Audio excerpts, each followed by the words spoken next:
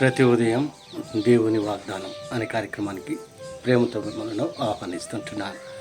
ఈ ఉదయకాల సమయంలో దేవుడు మన కొరకు ఏర్పాటు చేసినటువంటి వాక్య భాగము యెషయా గ్రంథము 60వ అధ్యాయము 15వ వచనం చివరి భాగాన్ని ధ్యానించుకుందాం.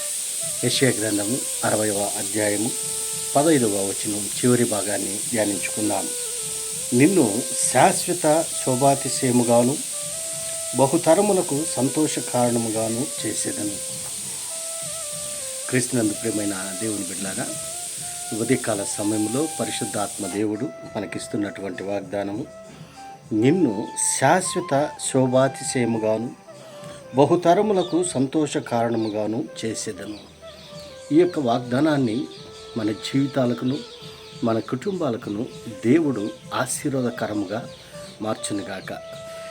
మరి ప్రవక్త అయినటువంటి యెషయా ఈ గ్రంథాన్ని రచిస్తూ పరిశుద్ధాత్మ దేవుడు ఇశ్రాయేల్ యొక్క ప్రజలను ఉద్దేశించి యెషయా ప్రవక్త ద్వారా ఈ యొక్క మాటలను మాట్లాడుతూ ఉంటున్నాడు. మరి ఇశ్రాయేల్ యొక్క ప్రజలు మరి బబులోను చెరకి కొనిపోబడిన తర్వాత దేవుడు వారి పట్ల కరుణ చూపుతూ వారి పట్ల ప్రేమ చూపుతూ అనేక విషయాలను ప్రవక్త ద్వారా మాట్లాడుతూ ఉంటున్నాడు. అందుకే మొదటి వచనంలో మనం గమనించినట్లయితే, నీకు వెలుగు వచ్చి ఉన్నది, లెమ్ము తేజరిల్లుము, యెహోవా మహిమ నీ మీద ఉదయించెను అని మరి ఇశ్రాయేల్ యొక్క ప్రజలను ఉద్దేశించి దేవుడు యెషయా భక్తుడితో ప్రవక్తతో మాట్లాడుతూ ఉంటున్నాడు. మరి ఇక్కడ మనం గమనించినట్లయితే, నిన్ను శాశ్వతమైనటువంటి శోభాతిశయముగాను బహుతరములకు సంతోష కారణముగాను చేసేదను. దేవుడు ఒక వాగ్దానాన్ని తన ప్రజలకు ఇస్తూ ఉంటున్నాడు. ఇశ్రాయేల్ యొక్క ప్రజలకు వాగ్దానం, ఆయన ప్రేమ శాశ్వతమైనటువంటి ప్రేమ, ఆయన సంతోషము శాశ్వత కాలము ఉంటూ ఉంటున్నది. ఈ లోకంలో సంతోషము తాత్కాలికమైనటువంటి సంతోషం, తాత్కాలికమైనటువంటి సమాధానం. కానీ దేవుణ్ణి ప్రేమించేటువంటి వారు, దేవుణ్ణి ఆరాధించేటువంటి వారికి మరి నిజమైనటువంటి సంతోషము, శాశ్వతమైనటువంటి సమాధానము దేవుడు దయచేస్తాడని ఈ మాటలను బట్టి మనం అర్థం చేసుకోగలం.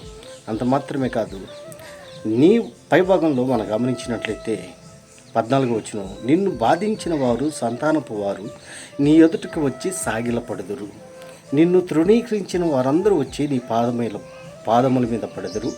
యెహోవా పట్టణమనియు ఇశ్రాయేలు పరిశుద్ధ దేవుని సీయోననియు నీకు పేరు పెట్టేదను.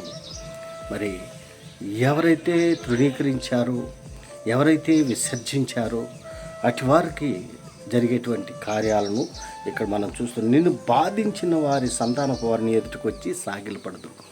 మరి ఇశ్రాయేలు యొక్క ప్రజలకు అనేక రీతిలుగా మరి శోధనలు, బాధలు ఎదురయ్యాయి.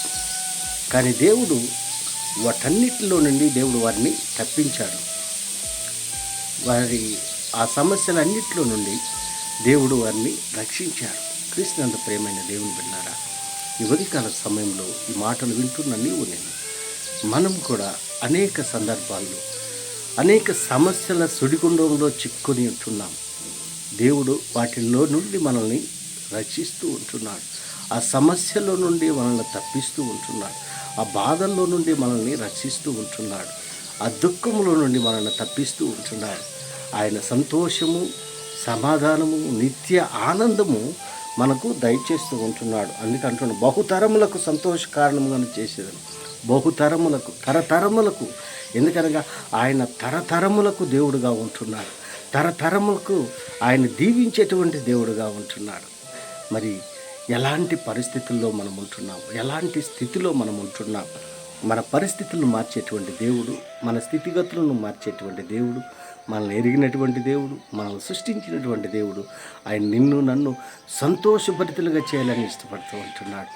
దేవుని యొక్క సంతోషాన్ని పొందుకోవాలంటే మనము ఎలాంటి పరిస్థితుల్లో ఉన్నామో అలాంటి పరిస్థితుల్లో నుండి పైకి లేవాలి. అందుకే మొదటి మాటలోనే అంటున్నాడు, నీకు వెలుగు వచ్చినది, లెమ్ము తేజరిల్లుము, యెహోవా మహిమ నీ మీద ఉదయించెను. సుడిగుండాల్లో చిక్కుని ఉంటున్నాము, సమస్యల్లో చిక్కుని ఉంటున్నాము. అక్కడి నుండి పైకి లేపేటువంటి వాడు మన దేవుడు. సమాధానాన్ని ఇచ్చేటువంటి దేవుడు, సంతోషాన్ని ఇచ్చేటువంటి దేవుడు. దేవుడిచ్చేటువంటి నిత్యమైనటువంటి సంతోషము, నిత్యమైనటువంటి ఆనందము నీవు నేను పొందుకొని దేవునికి మహిమకరంగా ఈ లోకంలో జీవించాలని ఈ కొద్ది మాటల ద్వారా నేను హెచ్చరిక చేస్తున్నాను. దేవుడి యొక్క మాటలను మరెక్కువగా మీకును మీ కుటుంబాలకును ఆశీర్వాదకరముగా దేవుడు మార్చినగాక. ఆమేన్.